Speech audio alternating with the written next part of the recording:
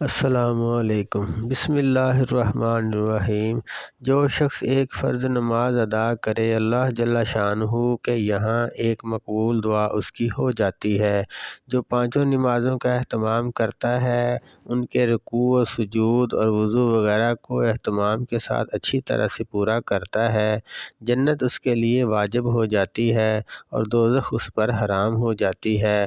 مسلمان جب تک پانچوں نمازوں کا اہتمام کرتا رہتا ہے، شیطان اس سے ڈرتا رہتا ہے، اور جب نمازوں میں کوتاہی کرنے لگتا ہے تو شیطان کو اس پر جرأت ہو جاتی ہے اور اس کے بہکانے کی طمع کرنے لگتا ہے۔ سب سے افضل عمل اول وقت نماز پڑھنا ہے۔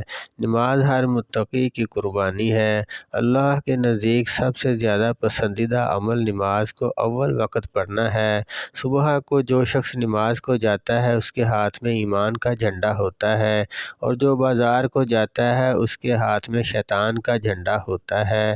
ظہر کی نماز سے پہلے 4 رکعتوں کا ثواب ایسا ہے جیسا کہ تہجد کی 4 رکعتوں کا۔ ظہر سے پہلے کی 4 رکعتیں تہجد کی 4 رکعتوں کے برابر شمار ہوتی ہیں۔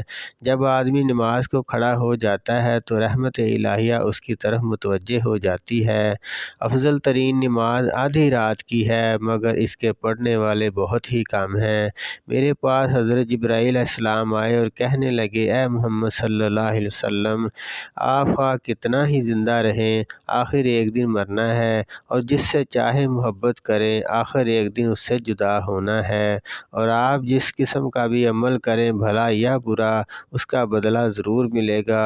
اس میں کوئی تردد نہیں کہ مومن کی شرافت تہجد کی نماز ہے، اور مومن کی عزت لوگوں سے استغنا ہے۔ اخیر رات کی 2 رکعتیں تمام دنیا سے افضل ہیں۔ اگر مجھے مشقت کا اندیشہ نہ ہوتا تو امت پر فرض کر دیتا، تہجد ضرور پڑھا کرو، کہ یہ تہجد صالحین کا طریقہ ہے اور اللہ کے قرب کا سبب ہے۔ تہجد گناہوں سے روکتا ہے اور خطاؤں کی معافی کا ذریعہ ہے۔ اس سے بدن کی تندرستی بھی ہوتی ہے۔ حق تعالی شانہ کا ارشاد ہے، اے آدم کی اولاد، تو دن کے شروع میں 4 رکعتوں سے عاجز نہ بن، میں تمام دن تیرے کاموں کی کفایت کروں گا۔ اے اللہ پاک، ہمیں نماز کو خشوع اور خضوع کے ساتھ 5 وقت کی نماز مسجد میں باجماعت پڑھنے کی توفیق عطا فرمائے۔ آمین ثم آمین۔